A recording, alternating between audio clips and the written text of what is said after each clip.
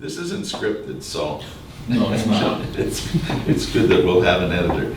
So my name is Bill Schramm, and my twin brother from a different mother. George Losonsky. Okay, and we are Losonsky and Associates. There you We've been presenting ethics talks since about 2005. Yes. So there's a little bit of experience behind it, and we try to change it up every year, and we always encourage audience participation. All right.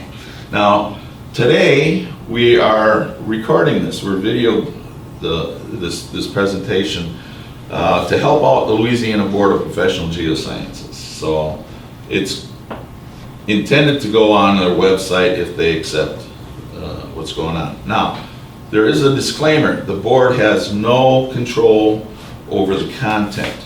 They've never had control over the content, but they've always accepted our talks and for qualifying for the professional development hours for the ethics side of it. So, and as do the Louisiana Engineering Society, or the board.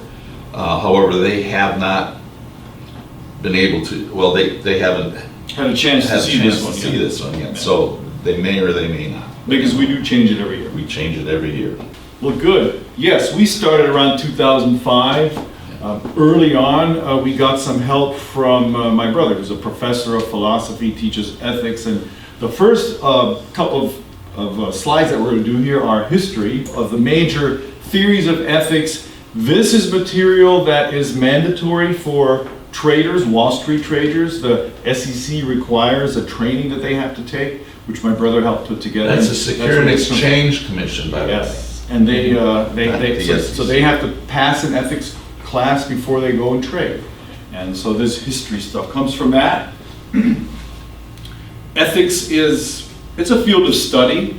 It's evolved over time. We're going to go through the history of it, starting with the ancient Greeks. So Aristotle, probably all heard the name, almost 400 BC, he developed this concept of the virtues, all right? If you're going to be an ethical person, you're going to act in accordance with certain virtues. Virtues they're character traits that contribute to your well-being or to your flourishing. It actually applies to not only people, but animals, plants, even things. That's relevant to us because in the environmental field, of course, we deal with protecting human health and the environment. In our field, we spend a lot of time and money doing ecological risk assessment. Human virtues are things like health, honesty, being thoughtful, being courageous. Then we fast forward to the 18th century, 1700s, the great German philosopher Immanuel Kant. He took the virtue thing and really made it more universal. So instead of depending on a bunch of kind of random basket of virtues, he said we're going to concentrate on universal rules. And so he developed this thing called the categorical imperative. It's very ominous sound. It's kind of meant to be because this is ethics, how to be a good person, how to make good decisions. It's categorical because it's rules that apply to a whole category of situations. And they're imperative because there are no loopholes. In ethics, you do the right thing, not just sometimes. All right. So something is morally right, and moral and ethics, it's really interchangeable. For our purposes, it's the same thing. If it's a moral act, then it's done either in accordance with one of these categorical imperatives, or it's done out of respect for them. That's the difference between following the letter of the law or the spirit of the law. All right, that's that difference.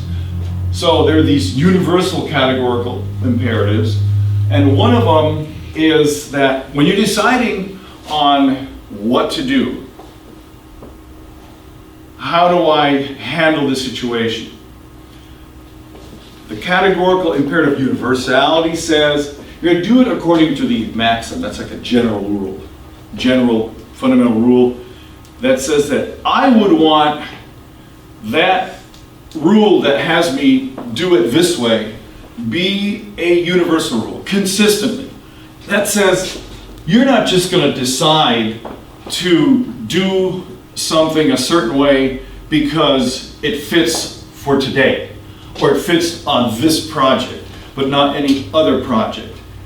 Then you're probably in hot water as far as ethics is concerned. I'm going to act in ways that are consistent with rules that I would want to be universal rules. All right?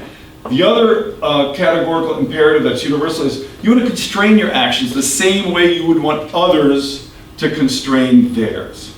All right? Then there's a categorical... Is that the golden rule, George? That's the golden rule. Very good. And this is just as the Aristotle thing was the ethics of virtues, this is the ethics of duty and respect. So we just went over the categorical imperatives relating to duty, right? Constrain your actions, doing to others the same way that you would want them to do to you. And then the ethics of respect, that's this categorical imperative of respect. You act in a way where you treat yourself and others not just based on the means to an end, but an end in itself. Respect yourself as your own ends and respect others that are going to be affected by your actions, not just as a means to your ends, but respect their ends as well. So, has there ever been a time when you've done something or made a decision and you don't respect yourself afterwards? I mean, it can be as simple as paddling your child when they've done something wrong, and you say, oh man, maybe I shouldn't have gone that far. I mean, I've done that, and we always need to evaluate ourselves for these conundrums, for these actions. And that's what these moral theories are for. They're really there as tools, mental exercises for you to go through when you're in a tight spot. Yep. Then there's in the 19th century, in the 1800s, we had John Stuart Mill, another famous philosopher. I don't know if I mentioned Immanuel Kant was German. English philosopher came up with utilitarianism. This is coming out of the pursuit of happiness thought. That was a big part of the founding of our country.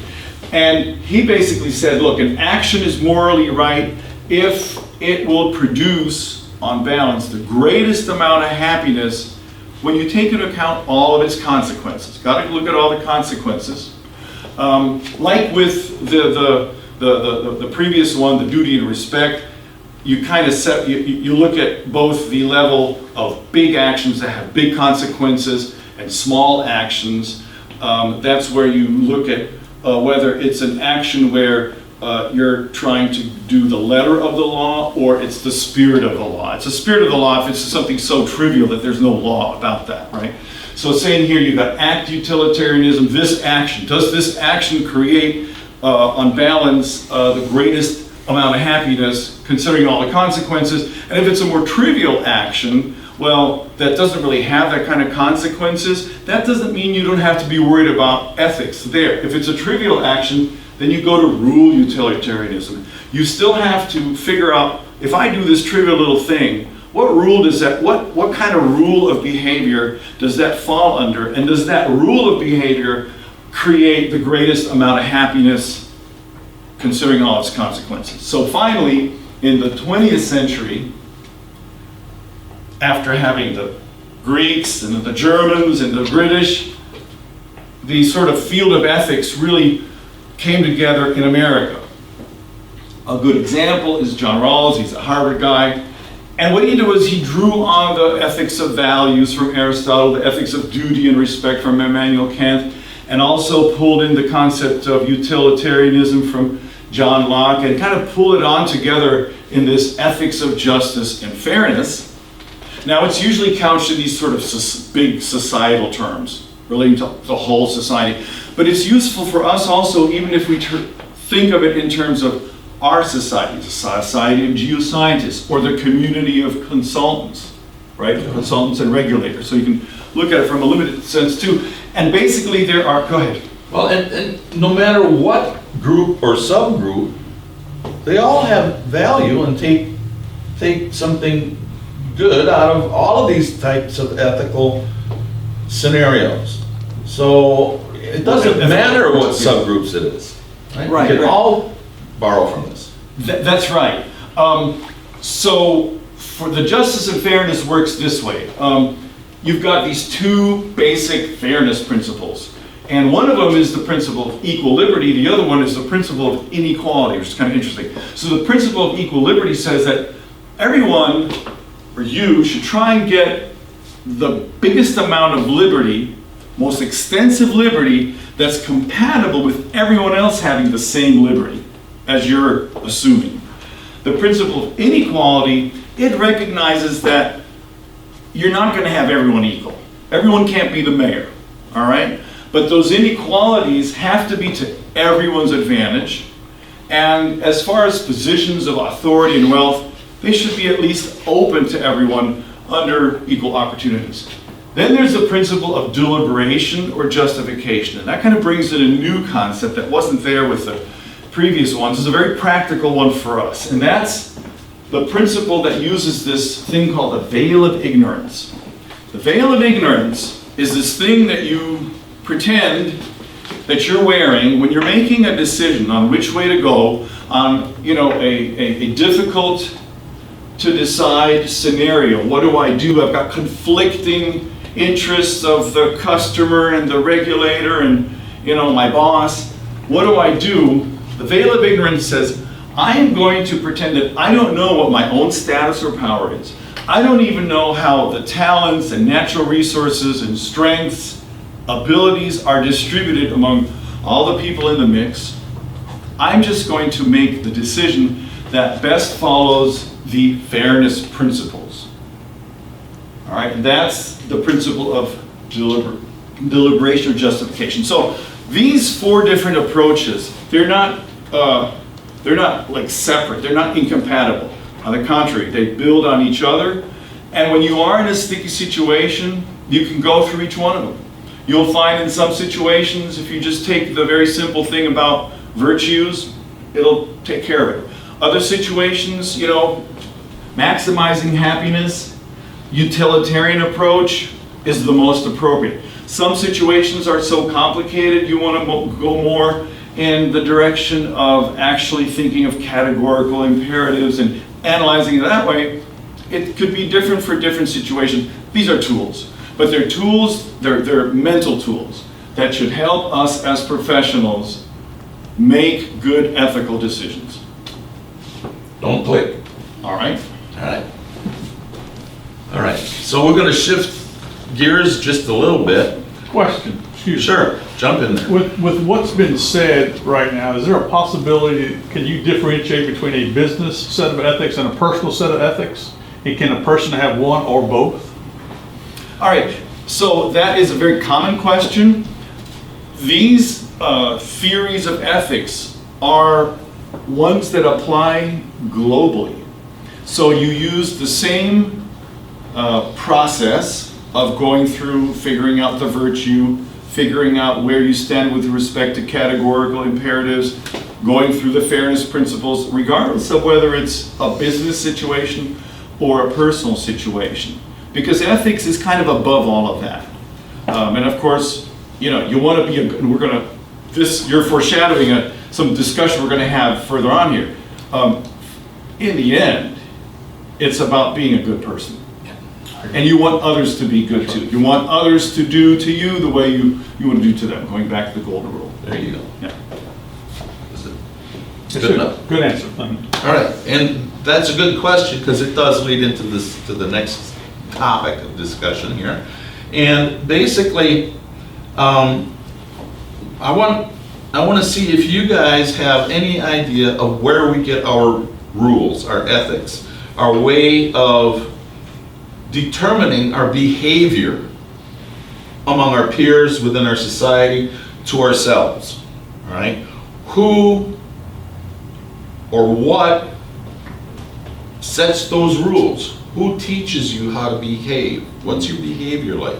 Can you come up with a group or any kind of organization, or where do you get these rules? Where did you pick them up along the way as you were growing up? Anybody? Professional. Yeah. Yeah, I would say it's a combination of many things that you interact with in your society, whether it's your your church, or at your school, or at your family, or your friends, and of other peers, how other people are Right. and then how does that make you feel? Which ones do you accept and which ones do you follow? So, Great. Any other sources you think of? I think it starts with family. It starts at home. I agree. There you go. I mean, you're a Yeah, child. that's right. Your personality is formed at 2 years old. You know right and wrong. There you go. So here we have a number of sources, and look at the first one, right? And these aren't prioritized, all right? This is just off the top of our heads, but you're right. Your first exposures to how you learn to behave, it's acquired, right? Is your family. You get that patch on the bottom when you're not being right. And there are cultural norms that depend on what culture you're from. But when you look at the way the world works, the United Nations, all the different attempts for all countries to get along, it's clear that there is an understanding that there is ethics that is universal. Yeah. And so you mentioned peers, there's the societal norms, it's whatever society you're working in. That could be the fraternity. Mm-hmm. Right. Mm-hmm. So that example shows that those norms change. Oh, They change with time. With time and with groups, right? Certainly religion. I mean, if you have any exposure to religion, it's going to really impress or force you into a way of behavior, all right? Quite often, I mean, you may have some pushback.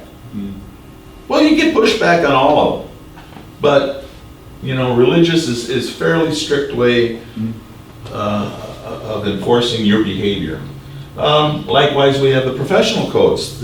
Most professions now have ethical guidelines, no matter what it is, where it is, whether it's business, whether it's the SEC, that's business, Right. whether it's professional sports, whatever group of societal group that you're working in, they have guidelines and specific thou shalts and thou shalt nots. But the fact that the professional boards, like the geoscientists, the engineers, they all have you take ethics, that's because they recognize that just giving you the rules of the organization and having you follow those, that's not enough. Because ethics is more complicated. It's when you run into conundrums and contradictions in trying to apply those rules, that's where ethics come in. That's why they have you take a class in ethics. Yeah. How many of you have seen Boston Legal? Nobody? It's a TV show back. Is that one of those that away. they've canceled? Well, it's canceled. Yeah, it was Bill Shatner, was Denny Crane, all right? And anyway, they talk about ethics in law, and in that show, and I'm not saying this is the truth or whatnot, but they had a whole different set of ethics for the lawyers. Yeah, and you're going to deal with ethics and Oh, yeah. using ethical thinking, going through the ethical mental exercises when you're dealing with projects that are big enough that they go under local, state, and federal laws, and there's not always 100% agreement, right? Right. Something that's And allowed under one, not allowed under the other. What do we follow? Under this set of rules, not just the law, but the regulatory side of it, there are different sets of ethics for different groups of people. All right, and we'll get into that in a little bit. And of course, there's educational standards. Educational, and here's your business. What's the term? Caveat emptor? Let the buyer beware? Right. Why would that be an ethical kind of thing? I mean, generally, that means watch out for getting into a bad deal, right? Yeah. And the educational thing is so controversial also because that's an early stage where besides just learning, reading, writing, arithmetic, and history, it's not just about how history is taught, but this is where, kids grow up to learn what's good, what's right? The sense of right or wrong. is in part instilled in school, and that's why there's so much discussion about education. And Because today, it has you an talk impact about- on ethics, yeah. Talk about changing norms in education today. I mean, we can go through example after example, which we don't have time for. But, I mean, literally today, you know, they're talking about taking the officers out of the schools now because of the police issues. Well, right or wrong, I don't know. These are ethical dilemmas that need to be resolved. The whole genetic propensities is real important because first, you know, no one's perfect. We can all go through a period or a phase of being angry because things that are going on, having it spill over on work and on the way we deal with our colleagues, and vice versa. Anger at work spilling over at home. People go through depression. Ethics definitely plays a role there, and one of those is, as a worker, recognizing when you see one of your coworkers having problems and maybe making decisions that aren't ethical, and you can see what might be behind it is some anger or problems like that. Well, what is the ethical thing for you to do in that case? Do you just let him dig his or her, you know, own hole, or do you help them? Right. Now, and the other point with this genetic propensities is, and I'm certainly not a psychologist, psychoanalyst, medical doctor or whatnot, but there are some people that don't have the same wiring that we do. When we talk about ethics for a general population, this is kind of a normal population, and there are people that are outside the norm, psychopaths. They have no way of feeling that this is right or wrong. And this is genetic. This is not learned behavior. It's just an inability to learn the behavior. And those are my words. I'm not a doctor, although I play one on TV. Right. All right, so personality, you know, we're all influenced, and that's what develops our personality.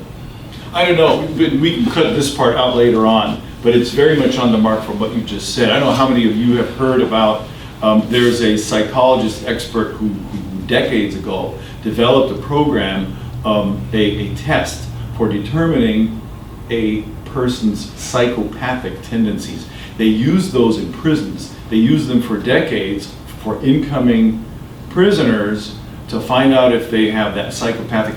That test was so good that, so accurate in predicting that the person who developed it went through a lot of trouble later on trying to get all these prisons to retract it, to not use it, because it would kind of ruin this poor person's any chance of improving, because he'd be written off.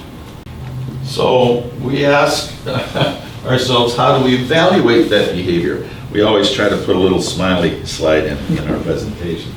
So Dudley Do right over here. We've talked about good and bad, right? And here we're just laying it out without trying to sugarcoat it. You got heroes and you got villains. What are the characteristics of a hero? Do these look about right? Are you polite, educated, competent, proactive? Are you a good mentor to your coworkers? Are you charitable? Are you honest? That's the hero. What's the villain? Who's the villain? You want to go over the villains? Come on. Well, You got the villain shirt on. It's pretty much the opposite. I mean, come on. All right, who's the hero and who's the villain? Well, there's not much to say. These are all the negative sides of it. But the question is, we ask ourselves, who's the hero and who's... We all have parts of both of them in us. Yes, And are certainly, you 100% a hero? You would like to think of yourself, but step back sometimes and evaluate yourself. How much of me is really here, and how much of my behavior is a little bit over here? And do we judge other people this way? Our coworkers, friends, family? Of course we do, all the time, right? We get mad at them, but they're all villain. But it's important to kind of keep an inventory, not just of others, but of yourself. so here we have changing norms in geoscience, all right? Can you see the guy on a bicycle here? That's 1,500-year-old petroglyph from Hawaii. And these people would just sit down and pound these things, and if any of you have been there and see this, it's amazing, it covers acres. And that's always been acceptable for ancient cultures.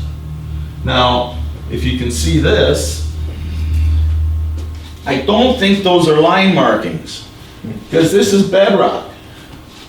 All right, so it's not marking underground utilities. It's not a strike and dip? Well, it might have strike and dip, but that sure is, that's like a 30-second note? I don't know. It just, are these surveyors marks or is this graffiti? Gang territory. It's communication of sorts, but is it, in this day and age, is it ethically right to go marking up things like this? Painting boulders up on the side of the hill to designate your city's name, you know? Those norms are changing. Those are changing norms, and I think for the better, I would hope. Here's another one. How, all right? Back when I was in school, we went on some field trips, and we got to go into some limestone quarries with permission through the field trips. Well, once in a while, a couple of us would go out to the quarry after hours and go beating around for fossils. And I got stopped by one day by the police. They said, "What are you doing here?" I said, "It's a closed quarry. I was just looking." "Well, what are you looking for that stuff?" I said, "Well, I'm a geology student at the university, and we're doing some research on the fossils." "Oh, well, okay, that's okay." I should have had that t-shirt, because I was trespassing. But back in the day, most people didn't have a problem with that. In the 19th century, it was encouraged because we wanted to learn about the geological structure of the United States. So the more the better. Until this came about, back in the 1800s in Milwaukee, there was a pharmacist, I believe he was, Horace Green. And he would pay quarrymen in the land and stone quarries, the limestone quarries, building rock quarries, if they found a fossil, put it on the side, and he'd buy it from them. They were earning more money from Dr. Green than they were working for a living, and they realized that, so they went looking for fossils for him, and eventually he was totally excluded from every working quarry in the state. Right? Ethical? No, because he took the job away from the people, right? Well, something like that also, the changing norms, basically it means that what at one point passed through those mental exercises of the ethical theories we talked about before, today would fail, or vice versa. And they failed him Yeah. back 100 years, 120, 200. Well, on the other side, how many of you know what the Burgess Shale is? This is up in Canada. This is a very, very unique fossil community, early Cambrian, if I'm not mistaken. Yeah. And you can't get there without applications and permits and guards. It's all sealed off Because it's because pretty high up too. it takes an hour Have you and a been half there? to get there. I tried to, but we found out that it takes 6 months to get a permit. Wow. I disagree. In the Kicking Horse Valley, it's on the side of the road. Is that right? Yeah. You can get to You it? gotta go to Golden, BC.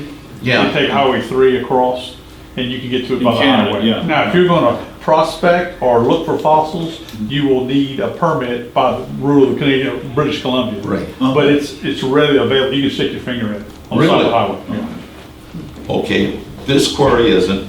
That location, news to me. I can take you there. Well, let's plan a trip. Sure, come on up. Okay, so here's another one. We now have the ability, and we've had the ability for years, to modify the surface of the earth. This is maybe 10-acre pond. It's called the Menehune Pond.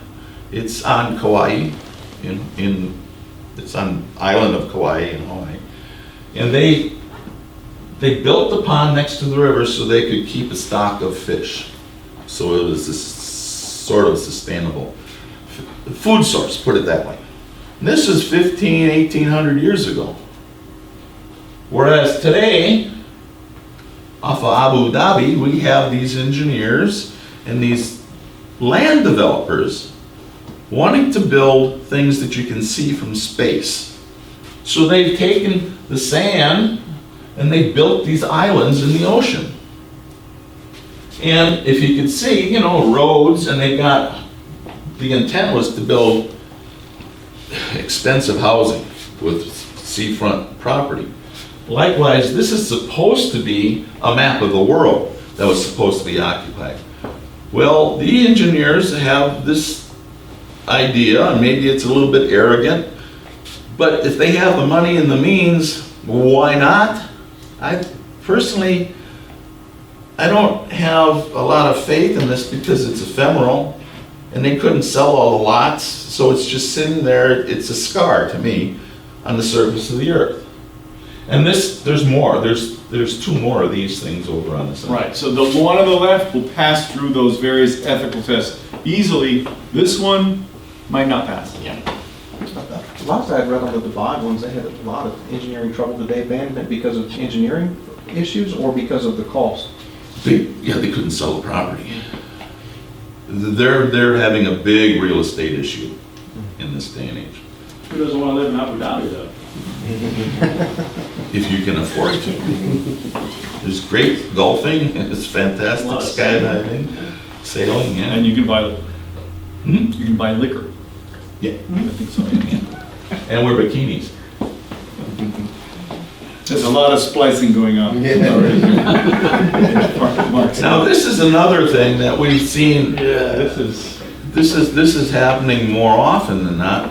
People think they have the right, under the guise of safety, to destroy,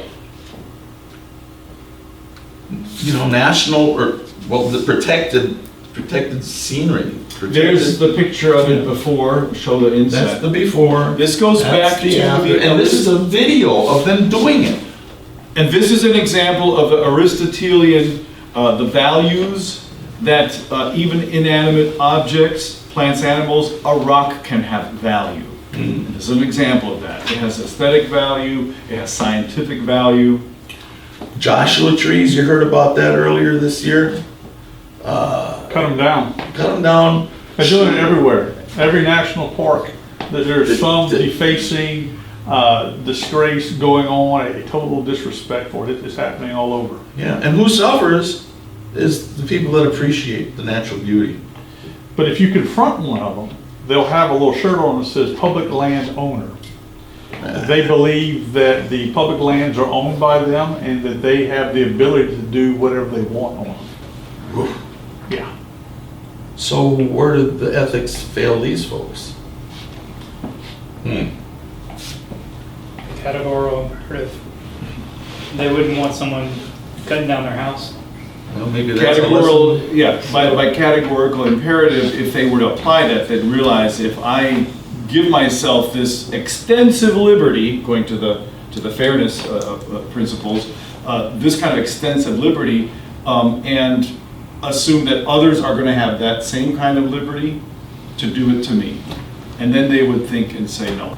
All right, so those are some geoscientific kind of conundrums and changes in norms, some examples. You want to zip through this quick? Yeah, sure. We have mentioned the concept of quandaries over and over again, right? That where ethics really comes in is where you have a conflict, where you can't just simply point to here's the rule, and that's what I do, because there are conflicting interests. And so who are the different interested parties that work with and against each other when you're doing a project? There's a list, the PRP, Greenland.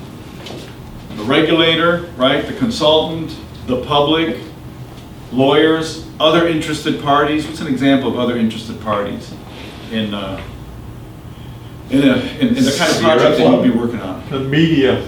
Media, all right, they have their own interests, exactly. So each of these has interests that in part agree with some of the other interested parties, disagree with some of the interested parties. There are some interests that are shared by various parties. There are some interests that are unique to only one of the parties. And so visually we represent it as this, someone tell me what the name of this shape is. Is that a dodecahedron or? It's a 4-bar 3M, right? 4-bar 3M, thank you. It's a 4-bar 3M, excellent. And it's the square with the 2 apices. So you've got the public and the interested parties, the regulator back here, the PRP, the consultant, and the lawyers. We put them at the bottom. They have to work together to come up with. They're the answers. foundation, George. Yeah, they're the foundation of all evil. No, splice that out. So this is just a visual representation of that configuration of different interests which are competing with each other. Sometimes, you know, the one side is helping, this side is going against that side. Sometimes these two are against each other and they're with them. It moves around, and it's smart to at least be aware in a project of what this configuration is. And where do I stand as the consultant? We're all consultants here, I think, in this room today. Where do I, except for you, regulator, today consultant, where do I stand as a consultant in this configuration, and anticipate the kind of ethical quandaries that I'm going to be dealing with, and what's going to be the right way to deal with those ethical quandaries. And if you think through those and maybe apply some of those moral theories, those 4 mental exercises, you might be able to help some of the others in that mix that you're dealing with. You're the consultant. Maybe you can help the lawyer or someone in the public meeting or the regulator. The regulator help them think through the ethics of it because you've done the homework, help them out. So that's why we put this up You here. can use that as a tool to sway, to convince, to get them on your side. But, you know, often when there are disagreements, it takes a long time for one party or the other to even understand that they're in a quandary, to understand really what that quandary is, to fully take the inventory of what the conflicting interests are. You're just kind of yelling at each other, past each other, maybe not yelling, but firing off mean letters to each other. But does everyone really understand what the conflicting interests are? Because once you understand them, then maybe you can start looking at things like what solution is going to create the greatest amount of happiness, right? That kind of exercise. Any questions on this or comments? And one of the other things that just popped in my head is trying to categorize yourself into this shape. You can wear a number of hats. As a regulator, I have to represent the public, but I can be an interested party just on my own, separating, you know, the roles out. So you can wear many hats. We could make a hat that looks like that and wear it to these presentations. Get the balloon things. Spliced. All right. Okay, so the next one. We've been asked to include a number of case studies because people always want to be able to apply some of these ethical tools to the real life. And so we've got a few of them here. And the first one that popped into my head, and it was a problem for me, was when you're dealing with a USD and you do the tanking, right? You have to take the samples. You guys have done this, right? You have somebody come in and yank the tank, you go out and take the samples, and then what do? You backfill it. Isn't that standard procedure? You take what you excavated and backfill it. Probably you're smelling it, knowing it's contaminated, so you put it right back in the ground and knowing it's going to take 6 months to get the work plan approved to go back and do what? Dig it out.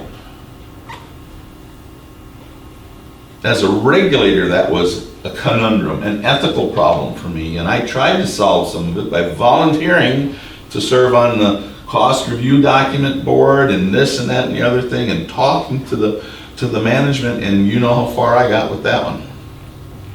Okay? And then we've got selective sample locations. I know you guys have dealt with this in some form or another. You have a grid over the site, and then you take the random generator to select the points that you're going to sample from, because you can't sample all of them, say because of cost.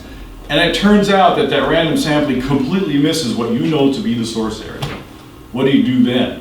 Or if it misses that, what if the random sampling hits only the source areas? In other words, if your professional knowledge of the site tells you that this random sampling is not going to give you a representative sweep of the site, what do you do then? So that's an example where the decision has to be made based on your professional understanding of the site, applying ethics. And I'm not going to ask for a show of hands, but I'm sure you've all had encounters with the PRP saying, don't sample over there. On the other hand, I know of one circumstance where the PRP was turned into an EPA, if it was. Yeah, it was EPA, criminal division. And the complaint said, you guys need to sample here, here, and here, and here. And lo and behold, when they went and sampled here, here, here, and there, they all came up hot. But it turned out that the person who turned in the complaint and told them where to sample here, here, here, and here was a disgruntled employee. So the question there becomes, are these random samples? Are they samples based on knowledge of the operations? Or are they the sample locations based on vindictiveness? Were they salted? Were they planted? And that, in that case, Now you're running into ethical problems. it was an ethical problem for me because it was quite evident that those were planted. It sounds like there was an ethical problem for the person that knew of, had the knowledge of it being deposited or put in certain spots. He was fine with it until, things weren't going their way. He did it, Right. things weren't Sounds going like- his way and he went and salted it afterwards Right, so I mean, to get back at this guy. So there's many, Right. That goes back to Failure, act according to the sure. rules that you would want that rule Yeah. to be consistently applied Right. all the time, not just the rule that's for this sampling round, because it happens to fit. And related to that is the laboratory, I skipped one, Yeah. the laboratory requiring only reporting of one constituent, even though you're running the whole SW 846, 8460, but the lab, they see everything that's on there. They have the entire scan.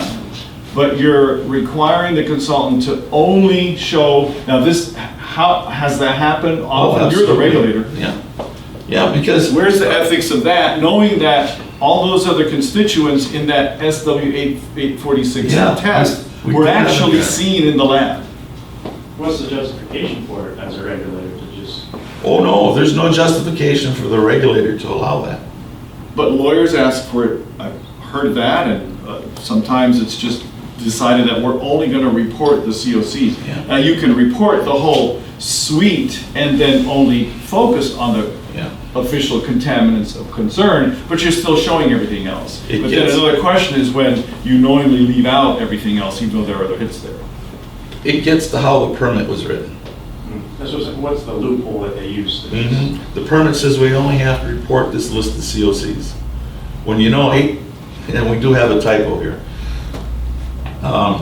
When you know that there's additional contaminants that are seen on this test, I mean, there's, 100 and some different constituents that are tested for. And they're always reported in the lab, but not reported to the agency because we only have to discuss our listed COCs. Yeah. It could be a new discovery. It could be one that just fell off. We never got on the list. Also in the general category of leaving stuff out, suspending an investigation before you get a complete understanding, that is to say, well, for example, let's go in depth.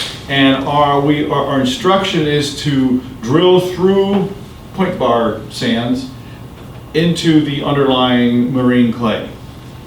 And you get some clay stringers somewhere 2/3 of the way through the point bar, you know as a geologist that that's not a marine clay. But because it's 5 o'clock and the budget's low and the last 5-foot boring happened to have 2 feet of clay at the bottom, you can say that that was the marine clay. Of course, that would be wrong, it would be incorrect. It wouldn't actually be following the intent of the work plan. That's an ethical decision that is made in the field. And it's certainly a professional decision. But you want to make sure that the field people, because it could be an entry-level field hand that's out there at 5 o'clock, they have to understand the ethics behind what they're doing also. Yeah. Yeah. So we've got remedial options. Now, of course, that's a big one. One of the examples that we thought of when we put this one in here is the big cleanup that happened, not too far from here at I-10, Yeah. where electrical resistance heating was used to great success, but also huge cost. So we've got human health and the environment, but we also have the major transportation corridor that we can't disrupt, I-10.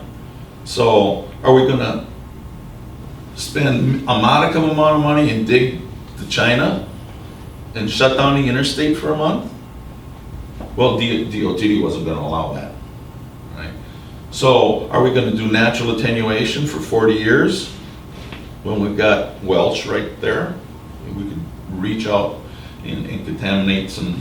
And some consultant, without going through the real ethical, thinking, might say, oh yeah, 40 years of sampling, I'll go for that. Yeah. Right. Why not? We'll get 40 years of income out of that thing. So in this case, there were drivers. There was an immediate urgency and whatnot. But on USTs, you want to run a 20-year program for USTs? I did. I inherited a site for a cleanup on a UST that was going on for 20 years, and they were nearing the end of the trust fund money, and then they gave it to me. And I said, why do we have an SVE system going on here for 20 years that's been replaced twice already, and it hasn't accomplished the cleanup? I dug it up, and in 6 months down the road, we were done.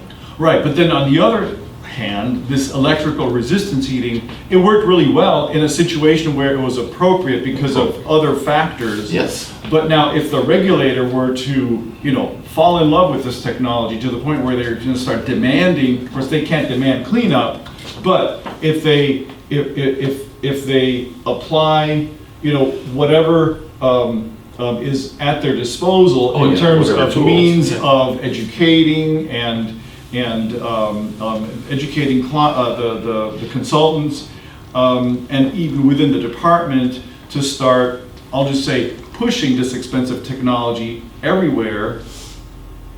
Is that right? Yeah. Should they be doing that? Because now you're not applying the whole cost-benefit analysis that you really need to before you start demanding expensive cleanups.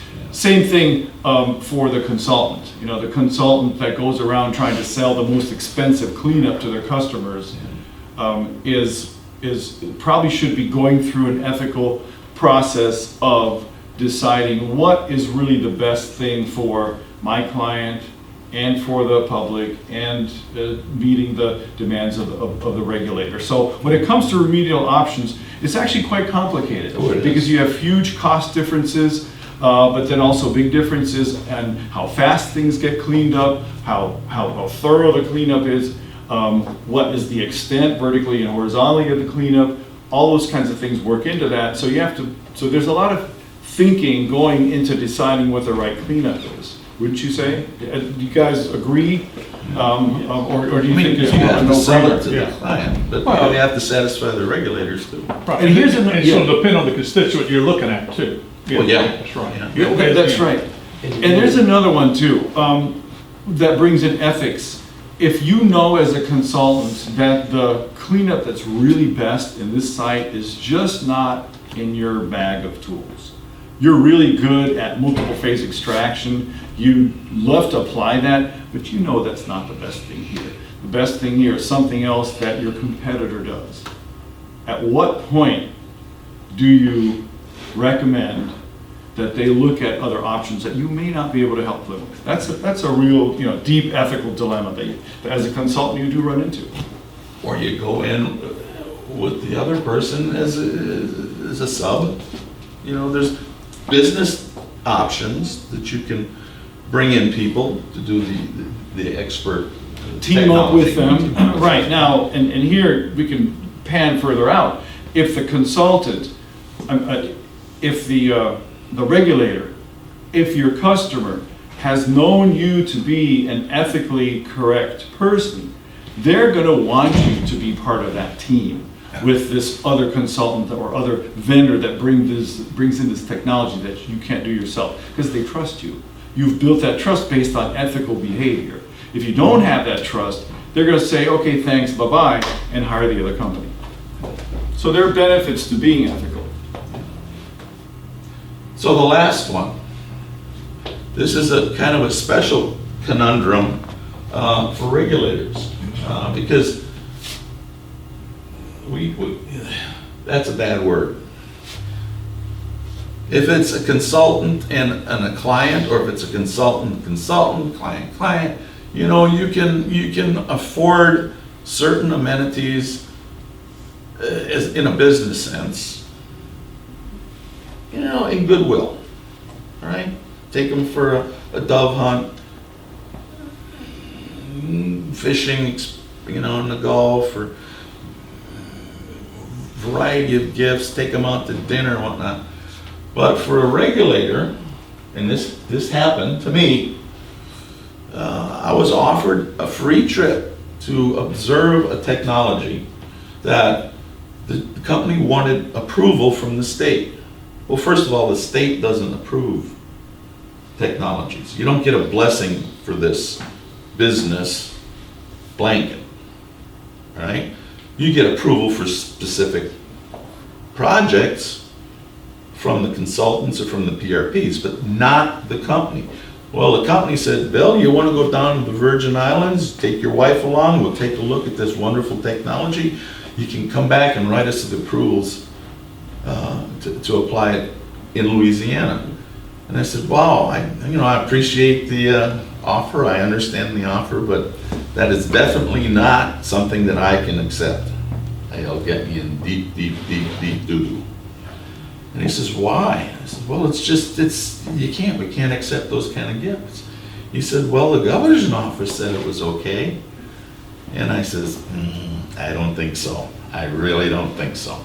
So unfortunately, I didn't get to go down to the Virgin Islands. That shirt's not from the Virgin Islands? Huh? That shirt's not from the Virgin Islands? This shirt is from Okay, I just a confused. little shop on Maui. I do have one from the Virgin Islands, but I can't fit into it anymore. There was a different technology in Yeah. Hawaii. Hawaii had the fish pond, too. They had a little more. Okay. And you know, I want to tie you up the end of this where we kind of ended up with the phrase, there's benefits to being ethical. Of course there are. Going right back to Aristotle, the values were things that made you flourish and that enhance your well-being, right? Values are good for your well-being and for your flourishing. So yes, ethics is good for you and it's good for your fellow human beings. So I have one question. Are geologists, are there any engineers, or is everybody a geologist? Yeah. I'm an environmental scientist. You never went on field camp? You went on field camp?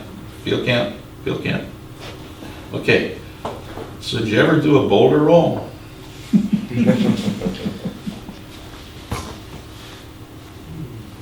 you ever do it? I mean, seriously, I did. We were out in Idaho, and we would go up on the ridge and roll them down. Of course, there were no farmhouses. That's the aerial photo on the right. Yeah. So show them where that house So is. Yeah. this is right here was the barn. This is a later photograph. Okay. This happened in 2014. They repaired this, but you see the barn is gone. But that thing came right down through here, and it was not intentional. Right? This was just a landslide. And if you look closely, you can see this landslide back here, and you can see right here is sort of the path. This is a shallow. You can see the vegetation in the slope. Yeah, there. it's grown up again. Yeah. But it's hard to see is this is a view of the same location with that new rock and this old rock, Which has been there. which has been there since before this was built. So, as a geoscientist, as an engineer, as a geohazards expert, would you recommend building this right in that location of the landslide? Interesting. So, we've come to the end. Are there any questions or comments that you'd like to throw in? We've actually got pretty good time on this one. You want to move to the next slide? I will in a second. Okay, go ahead. Yeah, sure. I have something that I'm curious about is the Robin Hood ethics. Oh. So how does that fit into, of course, that's from the old ages. How does that fit into? Well, yes, it does. The Robin Hood ethics is certainly something that is taken into account by those 20th century ethics people that came up with the ethics of justice, and fairness. And Robin Hood may be sort of taking those thoughts, taking them to an extreme, Yeah. right? I Robin would say Hood that's ethics an is not considered an appropriate ethics under which society would be able to function, but it takes some of the elements of ethics of justice and fairness and kind of pushes them probably too far, and that's where they connect. And we may have that happening today. I mean, it can be equated to, to things that don't go today as well. Yeah. And I'm sure we all have the same feeling of a non-ethical behavior in those circumstances. Well, and then you're going to have disagreement between people as to what constitutes fair and what constitutes Robin Hood. To some extent Robin Hood is fair, and then to some extent not. And where's that boundary? People are going to disagree with that. That's why we need to have a firm foundation in ethics and be able to collectively go through these ethical exercises to decide on what's really going to be the best for everyone. The greatest happiness for the greatest amount of happiness given all the consequences of those decisions. And that's the hardest thing in that scenario, is understanding all of the consequences. Because until you get into the circumstance, you may not realize that, something's going to pop up here that we didn't consider. That's why the wording in Hume's utilitarian theory is it's the on balance, the greatest happiness on balance. Okay, anything else, folks? All right, thank you. You've been a great audience. Good participation, smiling faces, good attention. Nobody went to sleep. So now, this is for the folks that are viewing. I almost did at one point. Yeah, well, it's typical. For the folks that are viewing this on the website for future credit, what we're trying to do is request that you send an email to the board, and the email is right here, apply@lbopg.org, and say I attended, I viewed the course, and this code word is proof that I've viewed the whole thing all the way through. So there's no test, but we want you to send the code to the board, and we'll keep a running count of all the folks that have viewed the video. So, with that being said, here's some contact information for George and myself. You have the contact for the board in the previous slide. Feel free to contact us, for example, if you want any of those very wordy slides at the beginning about the major ethical theory, we can get you those so you can study them word for word. Yeah, and George, we'd like to acknowledge some folks. We have, are you going to acknowledge Hydro Environmental? Mr. Stover and his company and his cohorts here, thank you for attending and helping sponsor this whole thing. And I think I've already acknowledged my brother earlier on, Colorado State University. He was chairman of the department and a professor of philosophy for many years, but involved in that Security Exchange Commission ethics training that's required for Wall Street traders. I guess if it's good for Wall Street traders, it's good for us. At least it is the SEC. At least as far as history of ethics is concerned, it's good for us. And so here's a bunch of folks that we'd also like to acknowledge that have been used for research for all of the various ethical guidances that our professions use over the years. So you can see AIPG, APG, European Federation of Geologists, ASBOG, Professional Engineers. And notice AIPG, what do they have? Competence, integrity, ethics. So they're already putting in some of those values, the Aristotelian values, along with ethics. And naturally, the board up on the top. So, anyway, that's the end. Thank you for Thank you. inviting us, and thanks for attending. Thank you all. Good job. Thank you.